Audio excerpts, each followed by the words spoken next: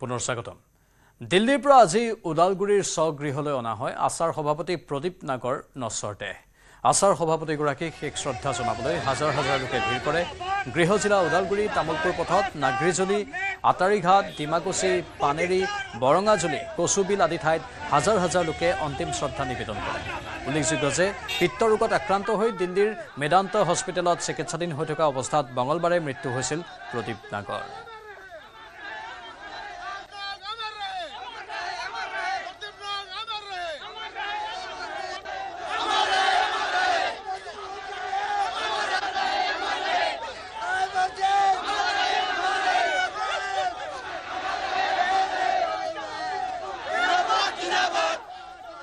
এক শোকাকুল অৱস্থা শোকাকুল পৰিৱেশ আমাৰ সাংবাদিক ৰিপুঞ্জয় নাথ তাত বাতৰি সংগ্ৰহৰ বাবে গৈছিল এক প্ৰতিবেদন আগবঢ়াইছিল এই মুহূৰ্তত মই উপস্থিত আছোঁ ওদালগুৰি জিলাৰ আটাৰীঘাটত আৰু আটাৰীঘাটত হাজাৰ হাজাৰ লোকে ইতিমধ্যে অপেক্ষাৰত যিহেতু কিছু সময় পিছতেই আদিবাসী জাতিৰ পিতামহস্বৰূপ জাতীয় নায়ক প্ৰদীপ নাগ নশ্বৰদেৱ আহি পাব আজি 3 দিন পূৰ্বে এক জটিল ৰোগত আক্ৰান্ত হৈ বোম্বেৰ এখন চিকিৎসালয়ত মৃত্যুবৰণ কৰিছিল প্ৰদীপ নাগে আৰু তাৰ পিছতে এই সকল গুণমুগ্ধ আহি এইদৰে আচলতে পথৰ কাষত সমগ্ৰ ওদালগুৰি যি ইউটি ৰোড আছে সেই ইউটি ৰোডত ওদালগুৰিৰ পৰা আটাৰীঘাটলৈকে নাগৰিজুলিলৈকে আচলতে এইদৰে হাজাৰ হাজাৰ লোকে অপেক্ষাৰত হৈ আছে আৰু মোৰ লগত কিছু স্থানীয় লোক আছে তেওঁলোকৰ পৰা মই জানিবলৈ চেষ্টা কৰিম ইয়াতে অকল আদিবাসী লোকেই নহয় বিভিন্ন সম্প্ৰদায়ৰ লোকসকল ওলাই আহি তেওঁলোকে আচলতে প্ৰদীপ নাগক শেষ শ্ৰদ্ধা জনাবলৈ আচলতে এই সকল লোক ওলাই আহিছে মই তেওঁলোকৰ পৰা পোনে পোনে জানিবলৈ চেষ্টা কৰিম যিহেতু আদিবাসী জাতিৰ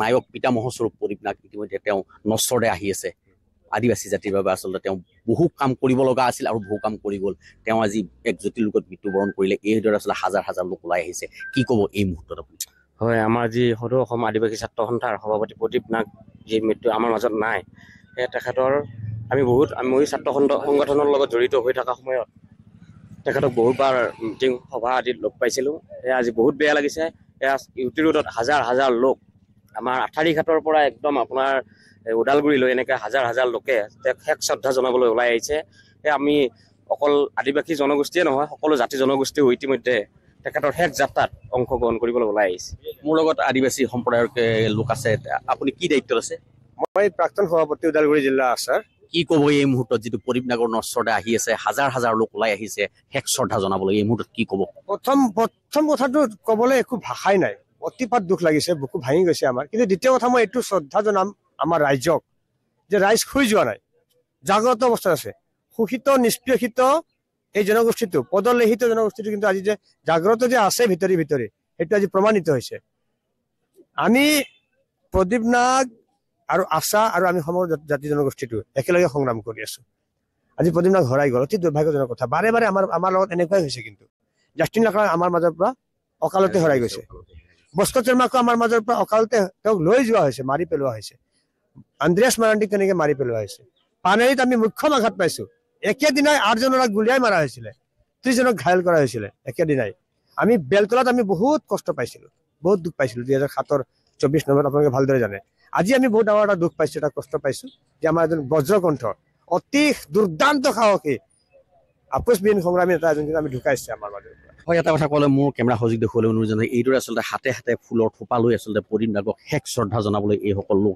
গুণমুগ্ধ আচলতে ওলাই আহি তেওঁলোকে যি আদিবাসী জাতিৰ বাবে আচলতে প্ৰতিটো সময়ত প্ৰতিটো সংকটৰ সময়ত মূৰ দাঙি থিয় হৈছিলে প্ৰদীপ নাগ আৰু সেইজন প্ৰদীপ নাগে আচলতে মাত্ৰ 46 বছৰ বয়সতে আচলতে জীৱন নাটৰ সামৰণি মাৰিলে আৰু সেইজন প্ৰদীপ নাগক কিছু সময় পিছতে ওদালগুৰিত পৰা আহি তেওঁ ওদালগুৰিত উপস্থিত তেওঁক লৈ অহা হ'ব নশ্বৰতে আহি ওদালগুৰিত উপস্থিত হ'ব তাৰপিছত প্ৰদীপ নাগক বিভিন্ন স্থানত ডিমাকুচিৰ পৰা আৰম্ভ কৰি আটাৰীঘাটলৈকে আচলতে তেওঁক বিভিন্ন জাগাত তেওঁক মাল্যাৰ্পণ কৰা হ'ব তাৰপিছত কিন্তু তেওঁক যি ঘৰ আছে ওদালগুৰি বৰ্ণগাঁৱত তাতে আচলতে তেওঁক শেষ শ্ৰদ্ধা জনোৱা হ'ব মণিপুৰৰ শেহতীয়া হিংসা জৰ্জৰ পৰিস্থিতি সন্দৰ্ভত নিউজ 18 ৰাইজিং ভাৰতত ৰন্দীপ হুদাক প্ৰশ্ন সকলো কথা খোলাখুলিকৈ কোৱা ৰন্দীপ হুদা মণিপুৰৰ শেহতীয়া পৰিস্থিতিক লৈ নিমাত নেকি অৱশ্যে বৰ্তমান ৰাষ্ট্ৰপতিৰ শাসন বলবৎ হোৱাৰ পাছত পৰিস্থিতি যথেষ্ট পৰিমাণে ঠিক হৈছে ৰন্দীপ হুদাৰ উত্তৰ মই এই সন্দৰ্ভত মতপোষণ কৰি আহিছো হয়তো ছ'চিয়েল মিডিয়াত ভাইৰেল নহল এজন অভিনেতা হিচাপে মই কি কৰিব পাৰোঁ সকলো সৰকাৰৰ হাতত আছে আশা কৰিছো অতি কম দিনৰ ভিতৰত এই সমস্যাৰ এটা চিৰস্থায়ী সমাধান সূত্ৰ ওলাব क्या खूबसूरती से शादी हुई है, सारे रीति रिवाजों को ध्यान में रखा गया है और दोनों आप बड़े खूबसूरत लग रहे थे। लेकिन उसके बाद एक चर्चा ये हुई कि रणदीप हुड्डा तो हर चीज पे बड़ा खुलकर बोलते हैं, शादी मणिपुर की लड़की से की है, वो खुद एक एक्टर हैं, मणिपुर में हो रही हिंसा पर तो कुछ ना बोले रणदीप हुड्डा। हालांकि हालात आज की तारीख में ठीक हैं, वहां पर रूल लगा दिए गए हैं, अब सीएम साहब नहीं देख रहे हैं, अब गवर्नर साहब देख रहे हैं, प्रेसिडेंट रूल लगा दिया गया है।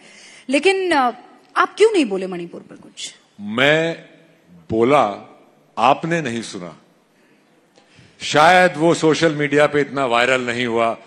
भाई इनको भी भेज दो। क्या बोलेगा क्या आदमी कि वहां पे पीस होनी चाहिए। मैं कोई पॉलिटिशियन नहीं हूं, मैं सिर्फ एक कलाकार हूं और जितना मैं बोल सकता था मैं बोला। मैं और मेरी वाइफ चुपके से वहां रिलीफ कैंप्स में कोविड के दौरान ये जो ऑक्सीजन की मशीनें होती थी ये सब हम करते रहते हैं। उससे ज्यादा हम क्या करें आप बताइए। काम किसी और का है, उन्हें करना चाहिए। तो अब जो हालात हैं, आपकी पत्नी क्या बताती है? अब अभी भी हालात इतने अच्छे नहीं हैं। मणिपुर देखिए, बहुत सालों तो वहां पे बहुत ही एम्बार्गोज वगैरह लगे रहते थे। तेल, पानी, चाय, दूध, इस सब की तकलीफ बहुत रहती थी। सप्लाई चेन बहुत थी। तो वो सप्लाई चेन ठीक हुई, वहां पे खुशहाली आई, वहां पे एकदम से एक रंग और एक खुशी की लहर और एक डेवलपमेंट का काम शुरू ही हुआ था कि ये कॉन्फ्लिक्ट शुरू हो गया। तो वहां पे डेवलपमेंट कौन नहीं चाहता, वो हमको सोचना चाहिए। तो आपको इस सरकार पर भरोसा है? Can they do something? सरकार ही कर सकती है। भरोसे के अलावा आप क्या कर सकते हो?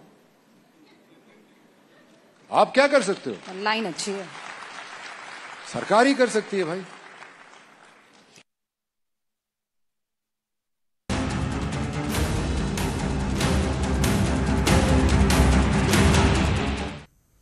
নিউজ 18 ৰাইজিং ভাৰতত ৱাকফ সংশোধনী আইন প্ৰসংগ উত্থাপন কৰি উদাত্ত ভাষণ দিলে প্ৰধানমন্ত্ৰী নৰেন্দ্ৰ মোদীয়ে। ৱাকফ সংশোধনী আইন প্ৰণয়ন কৰাৰ বাবে দেশৰ সংসদক অভিনন্দন জনালে প্ৰধানমন্ত্ৰী মোদীয়ে। ৰাইজিং ভাৰতত অংশগ্ৰহণ কৰি প্ৰধানমন্ত্ৰীয়ে ক'লে, তুষ্টিকৰণৰ ৰাজনীতিৰ জৰিয়তে কংগ্ৰেছে ক্ষমতা পালে। একাংশ মৌলবাদী নেতাই ধন সম্পত্তি পালে, কিন্তু সাধাৰণ মুছলমানে কি পালে? এই প্ৰশ্ন প্ৰধানমন্ত্ৰীৰ।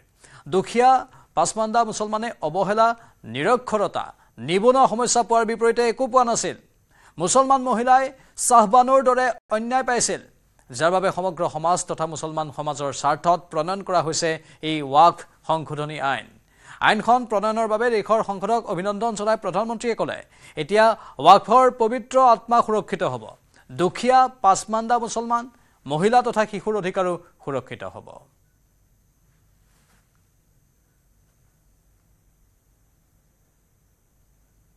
2013 में वक्फ कानून में किया गया संशोधन मुस्लिम कट्टरपंथियों और भू माफियाओं को खुश करने का प्रयास था। इस कानून को ऐसा रूप दिया गया कि उसने संविधान के ऊपर खड़ा होने का भ्रम पैदा किया।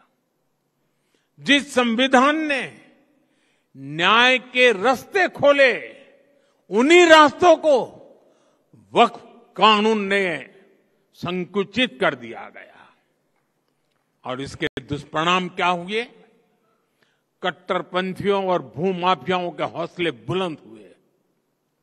केरल में ईसाई समाज के ग्रामीणों की जमीन पर वक्फ के दावे, हरियाणा में गुरुद्वारों की जमीन विवादों में, कर्नाटका में किसानों की जमीन पर दावा, कई राज्यों में गांव के गांव हजारों हेक्टेयर जमीन अब एनओसी और कानूनी उलझनों में फंसी पड़ी है।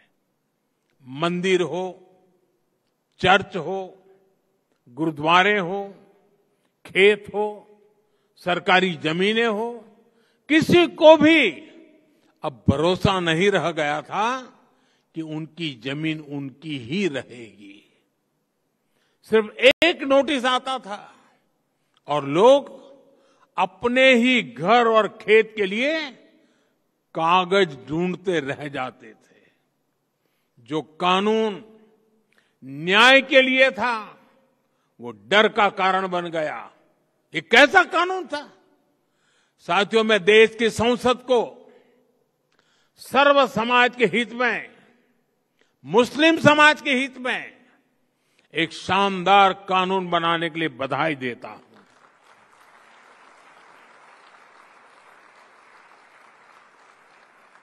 अब वक्फ की पवित्र भावना की भी रक्षा होगी और गरीब, पसमानदा मुसलमान, महिला, बच्चे सबके हक भी महफूज रहेंगे। वक्फ बिल पर हुई बहस हमारे संसदीय इतिहास की दूसरी सबसे लंबी डिबेट थी। 75 साल में दूसरी सबसे लंबी डिबेट। इस बिल को लेकर दोनों सदनों को मिलाकर 16 घंटे चर्चा हुई। जेपीसी की 38 बैठकें हुई, 128 घंटे चर्चा हुई। देश भर से लगभग 1 करोड़ ऑनलाइन सुझाव आए। ये दिखाता है कि आज भारत में लोकतंत्र सिर्फ संसद की 4 दीवारों तक सीमित नहीं है। हमारा लोकतंत्र जन भागीदारी से और अधिक मजबूत हो रहा है। और নিউজ 18 ৰাইজিং ভাৰতত ৱাকফ সন্দৰ্ভত প্ৰধানমন্ত্ৰীয়ে কৰা মন্তব্যৰ শলাগ লৈ বিজেপিৰ মুখপাত্ৰ শাহজাদ পুনাৱালাই ক'লে, প্ৰধানমন্ত্ৰী মোদীয়ে ৱাকফৰ নামত চলি থকা লবিটোক উচিত প্ৰত্যুত্তৰ দিলে। লগতে পুনাৱালাই ক'লে, ৱাকফ সংশোধনী আইন সামাজিক ন্যায়ৰ আইন। দুখীয়া অনাথ মুছলমানসকলক এই আইনখনে ন্যায় দিব। সংবিধান সুৰক্ষিত হ'ব। ৱাকফৰ নামত বেদখলৰ মানসিকতা বাধাগ্ৰস্ত হ'ব। তুষ্টিকৰণৰ নামত আন সম্প্ৰদায়ৰ ভূমি বেদখলত এই আইনখনে বাধা দিব। प्रधानमंत्री नरेंद्र मोदी जी ने वक्फ के नाम पर भड़काने वाली लॉबी और इकोसिस्टम को करारा जवाब दिया है, आईना दिखाया है। वक्फ संशोधन कानून सामाजिक न्याय का कानून है। इससे गरीब, पसमानदा, बेवा, अनाथ, यतीम मुसलमानों को अधिकार मिलेगा वक्फ की प्रॉपर्टी पर, जिसको कुछ भूमाफियाओं ने खाने का काम किया था। वक्फ के संशोधन के कानून से संविधान की सुरक्षा होगी। मतलब जो अतिक्रमणकारी मानसिकता है कि किसी भी जमीन को डिक्लेयर कर दिया जाए, वो अब थमेगी। परंतु जो संविधान करते, सामाजिक न्याय करते हैं, वो सामाजिक न्याय के खिलाफ जाकर तुष्टीकरण की राजनीति में ऐसे कानून की वकालत कर रहे थे जिससे कि वोट बैंक तो साधा जाएगा, परंतु संविधानिक अन्याय होता है बाकी सभी समाजों पर, चाहे वो क्रिश्चियन समाज हो, चाहे वो और किसी समाज हो जिसकी जमीनें हड़पी गई है। आज तुष्टीकरण के नाम पर एक भड़काऊ भाईजान कमेटी किस प्रकार से दंगा फैलाना चाहता है, भड़काना चाहता है। कहता था सीए के नाम पर कि नागरिकता छिन जाएगी, पर एक को की नागरिकता नहीं छिनी। अब वक्फ के नाम पर कह रहा है मस्जिद और कब्रिस्तान छिन जाएंगे। दरअसल ये वही लोग हैं जो इतने वर्षों तक वक्फ के रिफॉर्म्स पर अड़ंगा लगाते रहे, और आज जब चर्चा करने के बाद पार्लियामेंट ने वक्फ संशोधन कानून पारित किया है, तो फिर से भड़काने के लिए कभी कोई कहता है कि इंटरनेशनल कोर्ट ऑफ जस्टिस जाएंगे, कभी कोई कहता है शाहीन बाग बना देंगे, कभी कोई सड़कों पर उतरकर मुर्शिदाबाद में दंगे करता है, आगजनी करता है, कभी जम्मू कश्मीर की असेंबली में हिंसा देखने मिलती है, और कभी कोई कहता है कि अगर आप वक्फ के संशोधन का समर्थन करेंगे तो आपको पीट दिया जाएगा, जैसे जाहिद सैफी या एक रिटायर्ड कर्नल गाड़ी में। ये उनकी तुष्टीकरण की मानसिकता और कट्टरता को दिखाता है। একেটা প্ৰসংগতে বিজেপি মুখপাত্ৰ সাজিয়া ইলমিয়ে ক'লে, মুছলমানৰ ভোট লোৱাসকলে মুছলমানসকলক ৱাকফ আইন সন্দৰ্ভত বিপথে পৰিচালিত কৰিছে। देखिए कितना झूठ फैलाया जा रहा है और कितना भ्रमित किया जा रहा है मुसलमानों को। और ये वो लोग हैं जो मुसलमानों के वोट पर जीते हैं, उनके वोट से ये सत्ता हासिल करते हैं, और उन्हीं लोगों को, उसी समुदाय को किस तरह से वो गुमराह कर रहे हैं।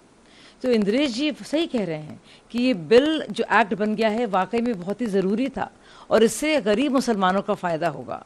और जानबूझ के उनको क्यों वर्गलाया जा रहा है, परेशान किया जा रहा है। ये एक्ट सुनिश्चित करेगा कि देश वाकई में दंगा मुक्त हो, और एक जो सियासी गुलामी रही है वो गुलामी ख़त्म हो, क्योंकि इन पार्टियों ने बंधुआ बना के रखा हुआ है मुसलमानों को। और उनको चारा समझकर इस्तेमाल करते हैं वो इलेक्शंस में। तो अब मुसलमानों के पास असली आज़ादी, जो राजनीतिक आज़ादी है, वो मिलेगी। মুছলমানৰ এইটো প্ৰপাৰ্টি হৈছে আল্লাহৰ নামত দান কৰা প্ৰপাৰ্টি, আৰু এইটো প্ৰপাৰ্টি বিলাক, এই সম্পত্তি বিলাক মুছলমান বুদ্ধিজীৱী, হাইকোৰ্টৰ, সুপ্ৰিম কোৰ্টৰ ৰিটায়াৰ্ড জাজ আছে, আইনজ্ঞ আছে, মুছলমান বুদ্ধিজীৱী আছে, তেওঁলোকৰ হাতত দিব লাগে। কাৰণ আমি বিচাৰো যে ৱাকাফ প্ৰপাৰ্টি বিলাকৰ যিবিলাক নীতি নিৰ্দেশনা হ'ব, নিৰীক্ষণ কমিটি হ'ব, পৰ্যবেক্ষণ কমিটি হ'ব, তাত যাতে অমুছলমান লোক তাত অন্তৰ্ভুক্ত কৰা নহয়, আৰু সৰ্বসাধাৰণ দৰিদ্ৰ জনসাধাৰণ তাৰ পৰা উপকৃত হোৱাটো আমি মনে প্ৰাণে বিচাৰিছো। কাৰণ সুদীৰ্ঘকাল, প্ৰায় ৭৫ বছৰ ভাৰতৰ দৰিদ্ৰ জনসাধাৰণে ৱাকাফ সম্পত্তিৰ সদব্যৱহাৰৰ পৰা, প্ৰাপ্য অধিকাৰৰ পৰা বঞ্চিত হৈ আছিল। আৰু উজনি অসম মুছলিম কল্যাণ পৰিষদৰ সভাপতি মনিৰুল ইছলাম বৰাৰ প্ৰতিক্ৰিয়া শুনিলে সমান্তৰালভাৱে মমিনুল আবাদেও প্ৰতিক্ৰিয়া প্ৰকাশ কৰিছে। কংগ্ৰেছে মুছলমানক সদায় তেওঁলোকৰ ৰাজনৈতিক যিটো ব্যৱস্থা, এই ৰাজনৈতিক ব্যৱস্থাটোত মুছলমানসকলক সদায় তেওঁলোকে আহিলা হিচাপে ব্যৱহাৰ কৰি আহিছে। মুছলমানসকলক তেওঁলোকে মানুহ বুলিয়ে গণ্য নকৰে।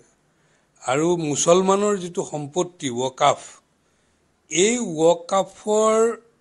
ৱাকাফ সম্পত্তিৰ গইনালৈ তেওঁলোকে সম্পত্তিৰ পৰা হোৱা আয়সমূহ লুটিপুটি কংগ্ৰেছে খাইছে, সম্পত্তিও তেওঁলোকে গ্ৰাস কৰিছে। মোদী ডাঙৰীয়াই যথেষ্টভাৱে, অতি বলিষ্ঠভাৱে কংগ্ৰেছ সম্পৰ্কত যিখিনি কথা কৈছে, নিশ্চিতভাৱে কংগ্ৰেছ তাতোতকৈও অধম।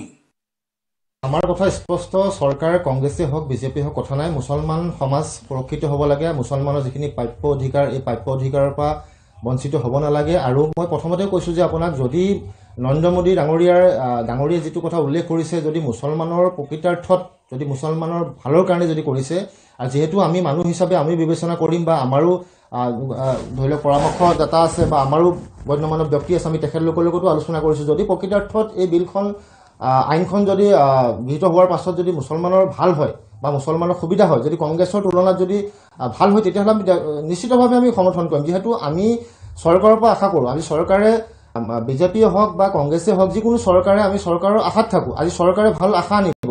আজি বিজেপিয়ে যিটো কথা উল্লেখ কৰিছে, যদি তেখেতলোকে উল্লেখ কৰাৰ মতে যদি এই কথাখিনি হয় বা আমাৰ লাভালাভ হয় বা আমাৰ সুবিধা হয়, তেতিয়াহ'লে আমি নিশ্চিতভাৱে সমৰ্থন জনাম।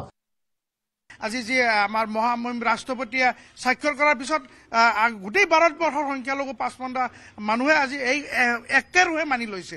কাৰণ এই আইনে আমাৰ সংখ্যালঘু মানুহখিনিক, আমাক সংখ্যালঘু অধিক উপকৃত কৰিব। হস্পিটালেই হওক, আজি কবৰস্থানেই হওক, আজি মছজিদেই হওক, মন্দিৰেই হওক, নামঘৰেই হওক, বিভিন্ন ধৰণৰ যি প্ৰতিষ্ঠানবিলাক আছে, যি ৱাকাফ সম্পত্তিৰ জৰিয়তে যিখিনি প্ৰতিষ্ঠানৰ সম্পত্তিখিনি অবৈধভাৱে যি বেদখল কৰি ৰাখিছিলে বা বেআইনীভাৱে যি দখল কৰি ৰাখিছিলে, সেইখিনি আজি ৱাকাফ বোৰ্ডৰ এই আইনখনে আমাৰ এই সকলো, বিশেষকৈ মুছলমান আৰু মুছলমানৰ চাহ জনগোষ্ঠীৰ লোকসকলক, পাঁচমন্দা বা ভাৰতৰ মুছলমান লোকসকলৰ কিন্তু উপকৃত হ'ব, এই কথা নিশ্চিত। ৰাইজিং ভাৰত সামিটত প্ৰধানমন্ত্ৰীৰ মুখত অসমৰ প্ৰসংগ। বিলম্বই হৈছে উন্নয়নৰ প্ৰধান শত্ৰু। আমি এই শত্ৰুক পৰাজিত কৰাটো থিৰাং কৰি লৈছোঁ। মোদীয়ে উন্নয়নত বিলম্বৰ উদাহৰণ দিলে বগীবিল দলঙক লৈ। অসমৰ বগীবিল দলঙৰ কথা উল্লেখ কৰিলে প্ৰধানমন্ত্ৰীগৰাকীয়ে। প্ৰাক্তন প্ৰধানমন্ত্ৰী HD দেৱগৌড়াৰ সময়তেই আধাৰশিলা স্থাপন হৈছিল এই দলংখনৰ। বাজপেয়ী চৰকাৰৰ আমোলত আৰম্ভ হৈছিল দলংখনৰ কাম। পিছৰ চৰকাৰৰ দিনত, মানে কংগ্ৰেছৰ দিনত, কাম নহ'ল দলংখনৰ। পাছত আকৌ 2014 যেতিয়া বিজেপিৰ চৰকাৰ আহিল, তেতিয়া বিজেপি চৰকাৰে কাম কৰিলে। 4 বছৰৰ পিছত 2018 চনৰ ভিতৰত মুকলি হ'ল দলংখন। Delay is the enemy of development. और हमने इस दुश्मन को हराने की ठान ली है। मैं आपको और भी उदाहरण दूंगा। जैसे असम का बोगीबिल ब्रिज, हमारे पूर्व पीएम देवगौड़ा जी ने 1997 में इसकी आधारशिला रखी। वाजपेयी जी की सरकार आई, उन्होंने काम शुरू करवाया। वाजपेयी जी की सरकार गई, कांग्रेस की सरकार आई तो ब्रिज का काम भी लटक गया। अरुणाचल और असम के लोगों, लाखों लोग परेशान होते रहे, लेकिन तब की सरकार पर कोई फर्क नहीं पड़ा। 2014 में आपने जब हमें सेवा करने का मौका दिया और ये प्रोजेक्ट फिर से शुरू हुआ, और सिर्फ 4 साल में 2018 में ब्रिज का काम पूरा हो गया। उत्तर पूर्वत दशक दशक धरि उग्रपন্থীৰ আতংক আছিল। उत्तर पूर्वत हिंसार अंतहीन प्रक्रिया चलि আছিল। आमार सरकारे विगत 10 বছৰত 10খন গুৰুত্বপূৰ্ণ শান্তি চুক্তি কৰিলে। 10,000ৰো অধিক যুৱকে অস্ত্ৰ সমৰ্পণ কৰিছে। সফলতা কেৱল এইটোৱে নহয় যে হাজাৰ যুৱকে অস্ত্ৰ এৰিলে, সফলতা এইটো যে হাজাৰ হাজাৰ যুৱকৰ বৰ্তমান আৰু ভৱিষ্যতৰ ৰক্ষা পৰিল। মন্তব্য প্ৰধানমন্ত্ৰীৰ। हमारे नॉर्थ ईस्ट में भी दशकों से अलगाव का, हिंसा का एक अंतहीन सिलसिला चल रहा था। हमारी सरकार ने बीते 10 सालों में 10 बड़े शांति समझौते किए। इस दौरान 10,000 से ज्यादा युवाओं ने हथियारों को छोड़ा और विकास की मुख्य धारा में शामिल हुए। सफलता सिर्फ ये नहीं है कि हजारों युवाओं ने हथियार छोड़े, सफलता ये भी है कि इसने हजारों नौजवानों का वर्तमान और भविष्य बचाया है। 10 বছৰত 8,000তকৈ অধিক মাওবাদী মূল খুঁটিলৈ আহিছে। পূৰ্বে উত্তৰ পূবতো আছিল হিংসা জৰ্জৰ পৰিৱেশ। 10 বছৰত উত্তৰ পূবলৈ ঘূৰি আহিছে শান্তিৰ পৰিৱেশ। দেশৰ সমস্যাক ৰাজনীতিৰ চাদৰেৰে ঢাকি ৰখাৰ প্ৰৱণতা আছিল ভাৰতত। 20 শতিকাৰ যুৱকক 21 শতিকাৰ ৰাজনীতিৰ ভুলৰ বোজা জাপি দিব নোৱাৰো বুলি সদৰি কৰে প্ৰধানমন্ত্ৰীয়ে। दशकों तक भारत में डर का, भय का, आतंक का माहौल बढ़ता ही गया। इसका सबसे ज्यादा नुकसान युवाओं को ही हुआ। हिंसा, अलगाव, आतंकी आग में सबसे ज्यादा देश का युवा ही झुलसा है। जम्मू कश्मीर में दशकों तक युवाओं की अनेक पीढ़ियां बम, बंदूक और पत्थरबाजी में खप गई, लेकिन दशकों तक देश पर शासन करने वाले इस आग को बुझाने का साहस नहीं दिखा पाए। हमारी सरकार की स्ट्रांग पॉलिटिकल विल और संवेदनशीलता के चलते आज वहां हालत बदले हैं। পঞ্চায়ত নিৰ্বাচনৰ পূৰ্বে হাইলাকান্দি কংগ্ৰেছত প্ৰচণ্ড সংঘাত। কংগ্ৰেছ কাৰ্যালয়ত তলা ওলমালে ক্ষুব্ধ কংগ্ৰেছীয়ে। জিলা কংগ্ৰেছ সভাপতি কাৰ্যালয়ৰ পৰা বাহিৰ কৰি দিলে ক্ষুব্ধ কংগ্ৰেছ কৰ্মীসকলে। জিলা সভাপতিৰ ঘৰতো আক্ৰমণ একাংশ কংগ্ৰেছ কৰ্মীৰ। জিলা কংগ্ৰেছ সভাপতি শামছুদ্দিন বৰলস্কৰে ধনৰ বিনিময়ত দলীয় টিকট প্ৰদানৰ অভিযোগ উঠিছে। বিগত দুদিনত হাইলাকান্দিৰ কংগ্ৰেছৰ কাৰ্যালয়ত সংঘটিত হৈছে 4টাকৈ হতাহতিৰ ঘটনা।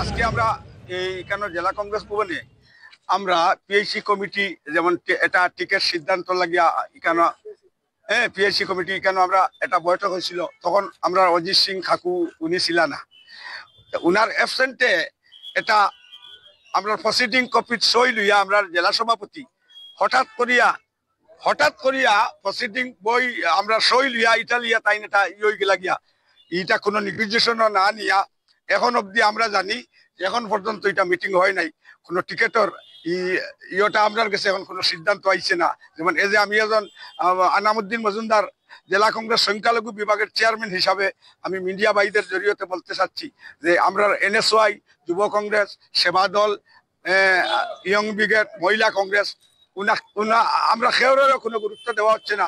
জেলা কংগ্রেস সভাপতি উনি তার নিজে নিজে এটা লেনদেনের মাধ্যমে আমরা জানি তো কোন জিপিত কিতা লেনদেন হয়েছে, কোন জেলা পরিষদ কত লাখ টাকা লেনদেন হয়েছে। আমরা এটা আজকে স্পষ্টীকরণ দিতে চাইয়েন না, আগামী কালকে দিমু কোন জেলা পরিষদ কত টাকা লেনদেন হয়েছে, কোন জিপিত কত টাকা লেনদেন হয়েছে। সময় হৈছে এতিয়া বাতৰি পৰা বিদায় লোৱাৰ। নমস্কাৰ।